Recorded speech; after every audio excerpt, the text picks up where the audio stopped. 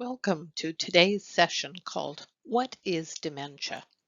This session is for anyone affected by dementia, whether you're living with it yourself or supporting someone who is. The material presented is honest and upfront about what is happening in the brain and what to expect in terms of progression. You may have recently been diagnosed or are in the process of being diagnosed, and we recognize that this can be a very sensitive and emotional time.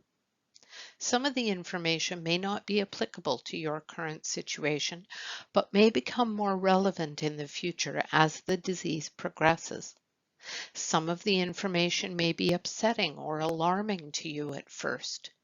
If you'd like to follow up with someone about what you hear today, please call the First Link Dementia Helpline. The numbers are listed in the helpful resources listed below this video.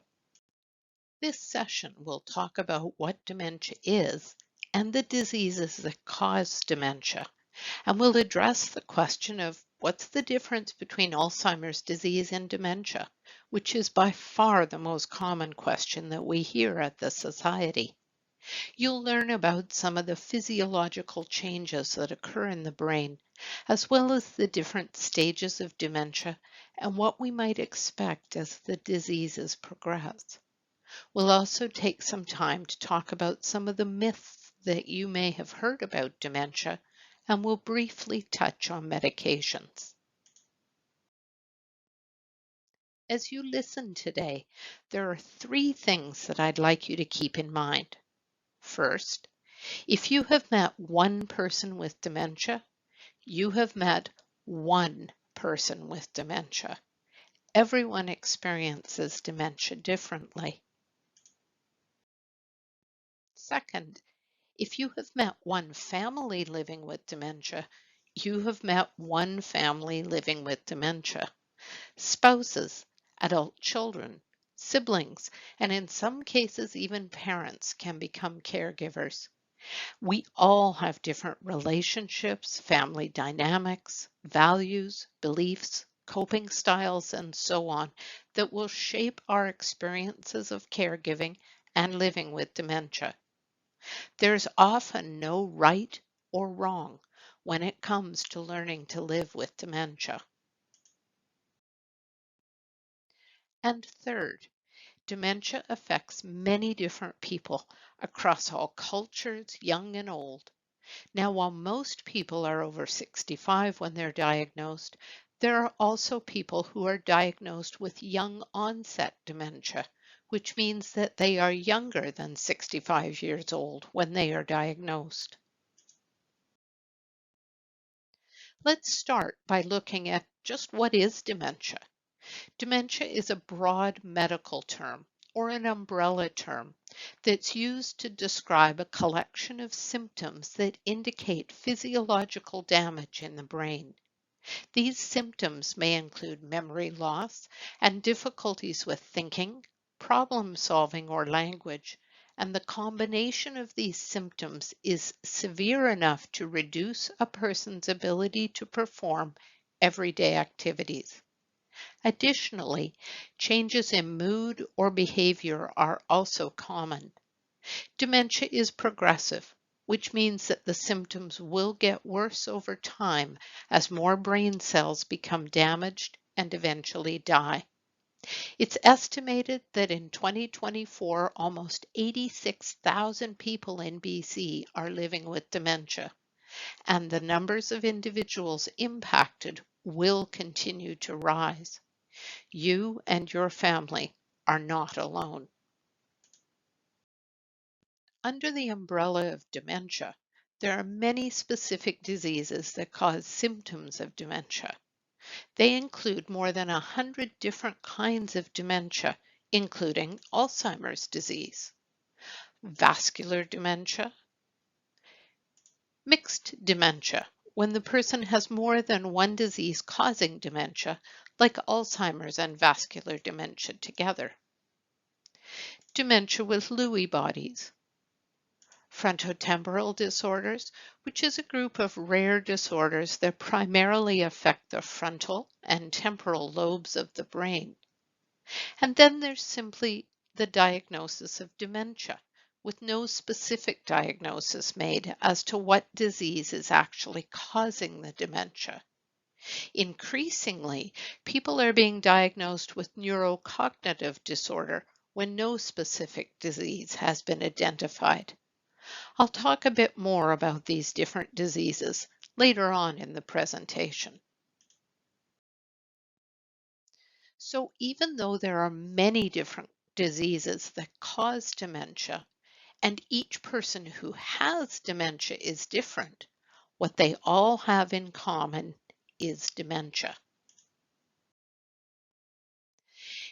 One other way to look at the difference between dementia and Alzheimer's disease is to consider the word dementia, kind of like the word fruit.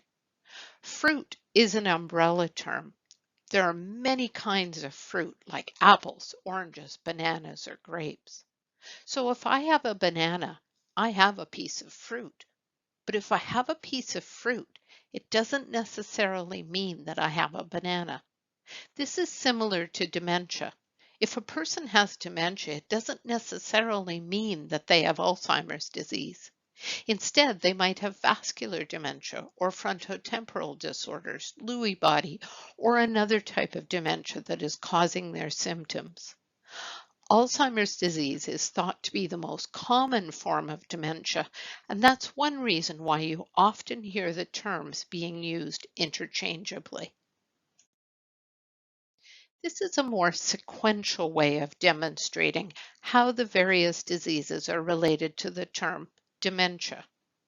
Progressive degenerative diseases, which cause destructive protein and vascular changes in and around brain cells, cause brain damage to brain cells and the neural pathways in the brain, which leads to symptoms of dementia such as memory loss, confusion and disorientation, impaired judgment, communication problems, behavioral changes, and others. So let's dig into some of the physiological changes related to the various forms of dementia. Healthy human brains have billions of brain cells called neurons that communicate with each other through neural pathways. This works like long arms and legs that reach out to each other to pass signals back and forth. Everything we think, say, and do is a product of our brain cells communicating with each other. With Alzheimer's disease, the brain cells are no longer able to communicate with each other because of abnormal deposits of amyloid beta protein, which clump together and over time become amyloid plaques. These plaques build up between the cells, which causes a barrier in communication pathways.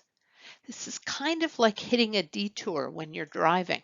You have to travel an alternate route because the one you planned to take is no longer available to you. The other protein involved in Alzheimer's disease is called tau. When tau protein malfunctions, it causes the scaffolding or the structure of the cell to collapse, which then causes tangles to form inside the cell. And when this happens, neurons lose their ability to function and eventually die. So in this case, the roadway for communication between the cells has crumbled and can no longer be used.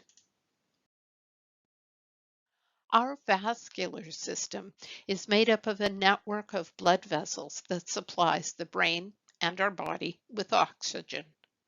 Vascular dementia happens if there is a blockage in the vascular system or if it is diseased, preventing blood from reaching the brain. This is kind of like a plant that doesn't get enough water. The brain cells in that area eventually shrink and die because the important oxygen, nutrients, and glucose that are transported through our blood are cut off from the cells. Lewy bodies are another kind of abnormal protein deposit that builds up inside the brain cells and interrupt the brain's messages. It's still unknown why or how Lewy bodies form in the brain, but similar to Alzheimer's disease, the abnormal proteins will cause the brain cells to stop working properly and eventually cause the brain cells to shrink and die, once again causing a disruption in the neural pathway. Dementia with Lewy bodies usually affects the areas of the brain that involve both thinking and movement. So, tremors and feet shuffling, for example, are typically more prominent. If cognitive symptoms appear at the same time or at least a year before movement problems, the diagnosis is dementia with Lewy bodies. If cognitive problems develop more than a year after the onset of movement problems, the diagnosis is Parkinson's disease dementia. Frontotemporal disorders, also known as frontotemporal degeneration, is another type of dementia. Unlike Alzheimer's disease, which generally affects most areas of the brain, frontotemporal disorders primarily impact the frontal and temporal lobes of the brain. Atrophy in these areas of the brain can result in profound changes in social behavior and personality. Inappropriate language and behaviors are common. Someone may appear apathetic and uninterested. They may have difficulty focusing or maintaining their concentration, and they may stop hobbies or other activities that were previously enjoyed. Memory loss is less prevalent with frontotemporal disorders. The limbic system is sometimes referred to as our emotional brain because it helps us generate emotions, while the cortex or thinking brain helps us think about and respond to our emotions. The limbic system links the lobes of the brain, enabling our whole brain to connect behavior with memories and embedding emotions and memories together. This part of the brain is affected early in Alzheimer's disease and some other dementias, and damage here may result in an increase in emotions like suspiciousness, irritability, depression, or anxiety. A crucial part of the limbic system is the hippocampus, hippocampi. There is one hippocampus on each side of our brain. These are the major short-term memory processing centers of the brain. They're where verbal and visual memories are processed and stored into long-term memory. Verbal memories are words or memories related to what we read or say or hear. Visual memory lets us recognize objects, faces, and places to guide us around our environment. When this part of the brain is damaged, things don't get written into long-term memory, which means that they simply cannot be recalled later. Damage here may also change a person's ability to recognize familiar faces, objects, or places, and can result in someone having difficulty finding things. Here's one example of what can happen when changes to the limbic system take place. Linda and George hosted a family dinner last night. Linda made the dessert, a recipe for which she is famous in their social group. There was great conversation and lots of laughter, and at the end of the evening, Linda seemed in great spirits. She absolutely loved to see the joy it brought her eldest grandson, who always proudly exclaims how this is his favorite dessert. The next morning, Linda commented to George about how long it had been since the family had gotten together, stating that she hadn't seen the grandkids in ages. In that moment, Linda had no recollection of hosting the family dinner and making her favorite dish. That evening had simply not been written into her long-term memory. George knew that no matter how much he wanted Linda to remember, He could not change the fact that her brain had not retained that information. So he held himself back from saying, "Don't you remember? The kids were here last night," and instead agreed with Linda that he missed the grandkids too. And he reassured her that they would plan a family get together soon. Even though Linda didn't remember the wonderful time she had, George knew that it was a meaningful experience for them both. It's important for Linda to remain social, and because her signature dish is something she still feels confident preparing, it gave her a meaningful way to contribute to the evening. So while there are several different diseases that cause dementia, most eventually will become quite similar in their symptoms and lead to pronounced shrinking of the brain or atrophy. This image demonstrates what the brain of someone with advanced Alzheimer's disease would look like. And although this is not a very pleasant image to look at or discuss, it's important that we understand and recognize that there is a real disease happening inside the person's brain that is causing their symptoms. Oftentimes, a person with dementia can look quite healthy or like nothing is wrong on the outside, which makes it difficult for caregivers, family members, and friends to make sense of their symptoms. And in fact, we often hear from people living with dementia that this is one of the most difficult reactions that they receive. "What do you mean you have dementia? You look fine." This image can help us work through that by reminding us that their brain is changing in size, weight, and volume. They are not in control of their symptoms, and the normal pathways of communication between brain cells have permanently changed. They are not doing the things that they are doing on purpose. It can be helpful to talk about the progression of dementia in stages. Some healthcare professionals use the Global Deterioration Scale, also called Risberg scale, to measure the progression of dementia. This scale has 7 stages of ability, starting with no cognitive decline at all, which would put all of us on this scale somewhere.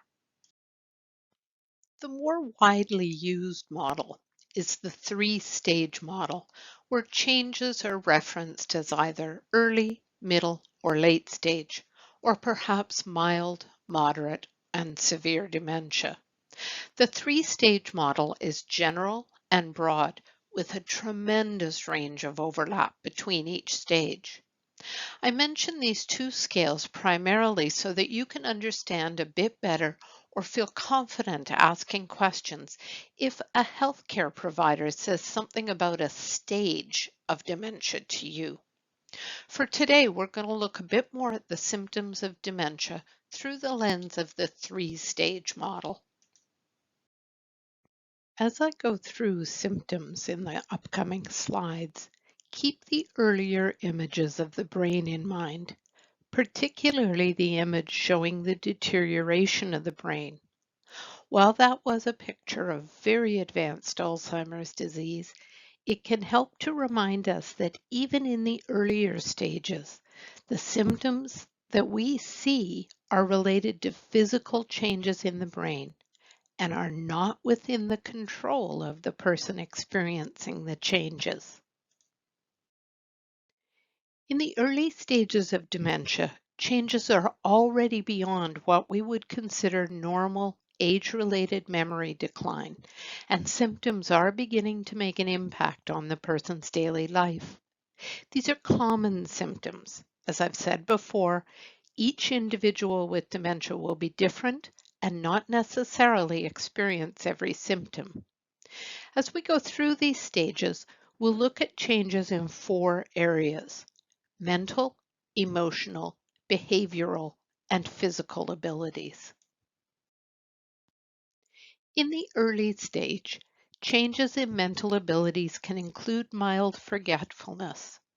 So it's normal to occasionally forget appointments, neighbors' names, or a friend's phone number, and then remember them later. But a person living with dementia may forget things more often and not remember them later, especially things that have happened more recently, like Linda forgetting she hosted a family gathering the night before. Changes can include misplacing objects, having a limited attention span, and difficulty learning new things. There might be some communication difficulty, such as finding the right word. And while we all have trouble finding the right words sometimes, when you have something right on the tip of your tongue, a person living with dementia may forget simple words or substitute words, sometimes making their sentences difficult to understand. There may be difficulty following conversations, especially when someone is talking quickly or there are multiple people talking at the same time. And there may start to be problems with orientation or getting lost on familiar routes. Emotionally, moods may start to shift easily, and you may notice a loss of interest in social activities. A person with dementia may initiate activity less often, but generally will still be interested in participating when they get there. And we've heard from some people living with dementia that they feel that they are judged as being lazy. So it is particularly important to understand that this change is likely because of a deterioration of the part of the brain in the frontal lobe that switches us on and allows us to activate ourselves. You may also notice signs of depression at this stage. Behaviorally, you might see passiveness, withdrawal, and restlessness. And physically, you might begin to notice mild coordination problems, like stumbling more often. In the middle stages of dementia, people commonly experience that mentally you may see continued and intensified memory problems, problems with abstract thinking, such as making sense of symbols and images, or not understanding metaphors such as, oh, it's raining cats and dogs outside. There's often an increase in language difficulties at this stage and a potential inability to not recognize some family and friends. You may also notice an increase in visual spatial problems or a disorientation of time and place. So again, while it's normal to forget the day of the week or your destination for a moment, at this stage, you may see someone living with dementia become lost in their own condo complex and find themselves walking into someone else's apartment. Emotionally, you may notice an increase in anxiety, suspicion, anger, sadness or depression, hostility, apprehension, and general shifts in mood or changes in personality. Some people become more docile, while others become much more assertive than those around them are used to. You may also notice a decrease in initiating social activities. For example, Linda used to love going to bingo several times a week, but now she refuses to go, fails to initiate contact with any of her friends, and declines invitations. Behaviorally, you may see a declining ability to concentrate and an increase in restlessness, such as pacing and wandering. Repetition, like asking the same question multiple times or rewashing dishes that have already been washed. You may also start to see an increase in delusions, aggression, passiveness, and uninhibited behaviors, which means that those social filters that we use to tell us how to behave appropriately in a setting start to come down. And we may say or do things that are not appropriate for the social setting and out of character for us. But keep in mind that not everyone may experience all these symptoms. And physically, assistance will likely begin to be required for daily tasks like dressing, bathing, and toileting. Appetite may fluctuate, and sleep patterns often become disrupted, requiring more sleep or waking up at night more often. Now, I'm going to talk about the symptoms of the late stages of dementia. And so I want to note that this might be difficult for you to hear, and you may not feel ready to hear this just yet. So if you want, mute the sound for a couple of minutes until you see the slide change. That's just fine. Or skip forward a minute or two. If you would like to revisit this information another time, you can always look at the video again and call the First Link Dementia Helpline or look at the resources on our website. There are two very good information handouts available as part of our progression series, one on late stage and one on end of life. By the late stages of dementia, the brain has become significantly impacted and the changes are much more severe. Mentally, there's likely to be both short and long-term memory loss, as well as a marked decrease in the ability to process information. There is a much more severe impairment in communication, with often speech being very limited or non-existent. There may also be a severe disorientation about time, places, and people. Returning to Linda as our example, she may no longer be able to distinguish the difference between a 10-minute visit and a 3-hour visit. And often after just a very short visit with George, she simply turns away and goes to sleep. Someone in the late stages of dementia is likely to have profound difficulty expressing emotions.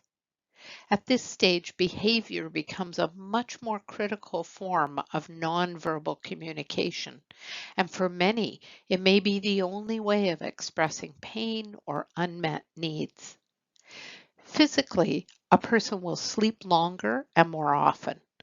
They may be unable to walk independently or at all. There may be weight loss associated with difficulty eating or swallowing. There's usually a loss of the ability to speak, to dress and bathe, and often a loss of bladder and bowel control. It's important to keep in mind that these scales represent a general description of patterns. They are not specific to individuals. Remember at the beginning of the presentation, I said, if you've met one person with dementia, you've met one individual with dementia. So the symptoms can differ from one person to the next, and individuals may not move precisely through these stages. Some early stage symptoms can begin in mid stages for some people, or for some individuals, a typical mid-stage symptom may appear in early stages. It really depends on where the protein deposits or the vascular changes are that are causing the damage in the brain. And the decline might look different depending on the exact form of dementia. It's common for people with Lewy bodies to have fluctuations in their cognition.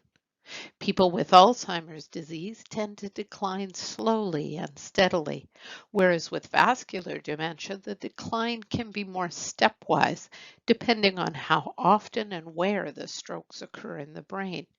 So again, the stages are not exact.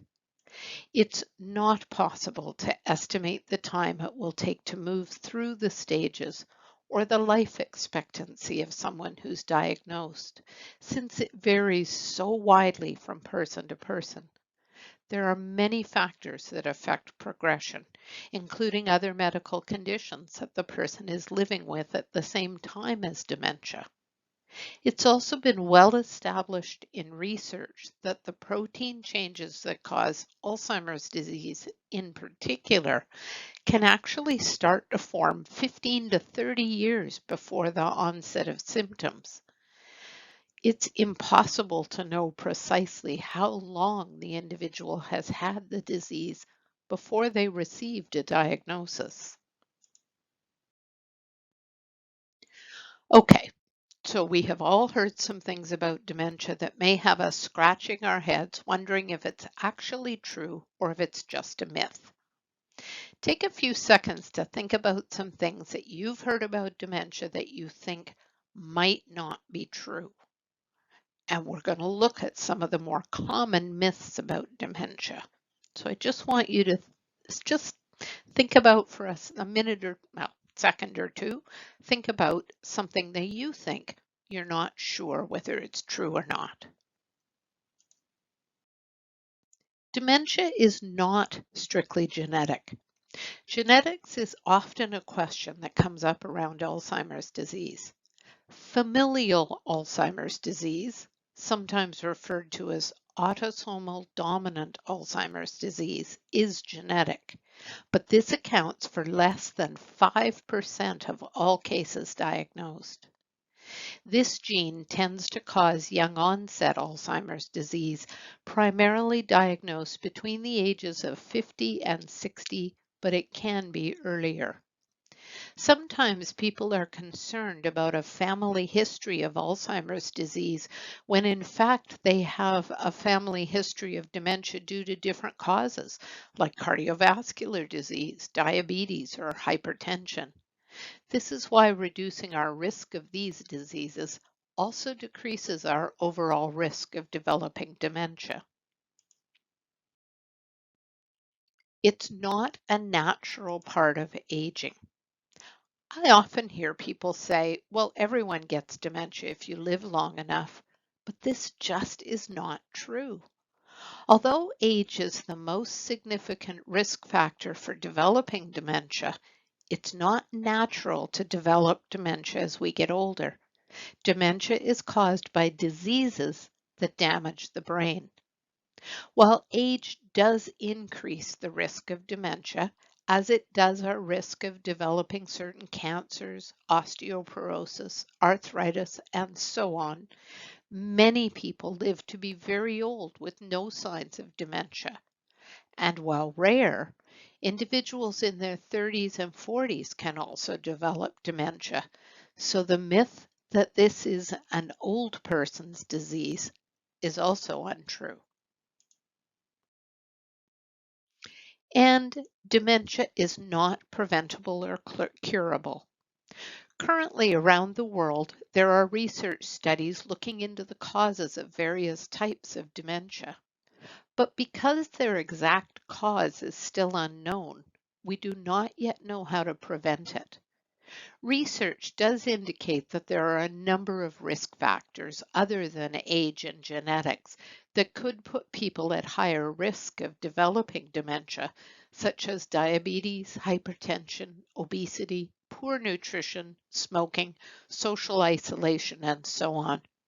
So this is why we tend to speak about risk reduction as opposed to prevention. Dementia also does not mean that the person will no longer have a meaningful life. You may have seen Jim Mann's story on our website. If you've not seen the Jim story video yet, I encourage you to Google Jim story along with the word dementia. You'll see it come up linked to dementia-friendly communities. Jim and many, many others contribute in meaningful ways to their family or community after a diagnosis of dementia. People living with dementia have served on both the provincial and national Alzheimer's Society's boards of directors, have worked with us as passionate advocates for a dementia strategy in BC. They've served as honorees for our annual Walk for Alzheimer's, or have spoken candidly to their own communities about living with dementia as a way of battling stigma. Dementia does not mean that the person with dementia will become aggressive. While some people with dementia do react or respond to triggers in ways that may seem aggressive, it's important to acknowledge that not everyone with dementia becomes violent. The more we can learn about the triggers of responsive or reactive behaviors and how to adjust our own responses, the more likely our interactions will be more positive in nature. We do discuss this in more depth in our Understanding Behaviors session. And lastly, dementia does not mean that the person will no longer understand what's going on around them. There are two language areas in the brain, one responsible for language in and one responsible for language out. That is, hearing and understanding language and speaking language. Not everyone with dementia experiences deficits in both areas, so they may be able to understand what's being said around them and about them, even if they have difficulty producing a response. This is covered in more detail in our Understanding Communication session, but the main message is that it's important not to talk about a person with dementia in front of them like they are not there. Include them in conversations as much as possible. There is currently no cure for Alzheimer's disease and other dementias, nor is there a treatment that will stop the progression. But there are several medications available to treat some of the symptoms of Alzheimer's disease and other dementias, like memory decline and changes in language, thinking abilities, and motor skills. The first type of medications are called cholinesterase inhibitors, and they work by improving the ability of impaired nerve endings to transmit messages from one nerve cell to another. There are currently three types of cholinesterase inhibitors available in Canada, and the generic versions are covered under BC Pharmacare. They're generally prescribed to treat symptoms in people with mild to moderate Alzheimer's disease, but they're also sometimes prescribed for other types of dementia.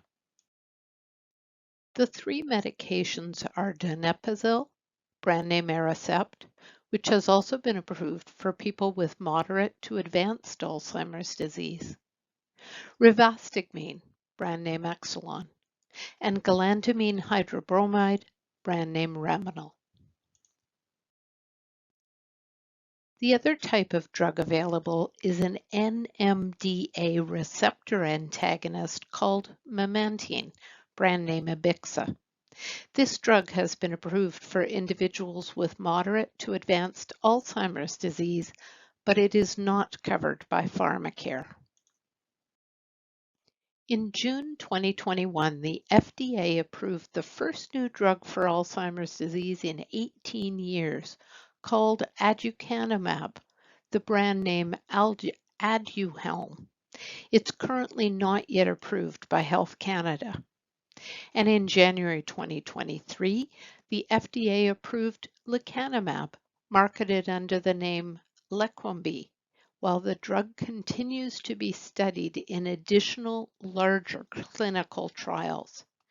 It is currently also not yet approved by Health Canada. We don't go into too much detail about these medications, but if medication is something you'd like to learn more about, I encourage you to speak with your doctor to see if they would be suitable for your situation. I also do want to note that while these medications work great for some people, they may not work for others, and they won't work forever. Eventually, nerve endings degenerate and the drugs are no longer effective. However, there's a great amount of research being done to find more treatments and eventually a cure, some of which is being done right here in BC. We've also included a good handout on deciding whether medications are right for you on the helpful resources document linked below this video. So we've learned a lot today. We went over the fact that there are several different diseases that change the brain and affect its ability to function. These diseases lead to dementia, which is a group of symptoms that includes much more than just memory loss. The symptoms are the result of a brain disease. There are real physiological changes in the brain that are causing the changes you're seeing or experiencing in thinking, reasoning, communication, and behavior. And these changes affect our ability to navigate our day, our life, the activities and relationships we've previously enjoyed. It's important to remember that the person living with dementia does not have control over these changes, nor does the care partner. But what we do have control over is how we respond to them. Dementia is progressive, but not perfectly linear. It's possible to see symptoms arise, fade, and get mixed up over time. For example, on Monday, we may see Linda struggling to use her toothbrush, and on Tuesday morning, Linda confidently gets ready for the day with no support, and it almost seems like her dementia has disappeared. Medications are available that may help reduce some of the symptoms associated with dementia. And finally, please know that we are here to help.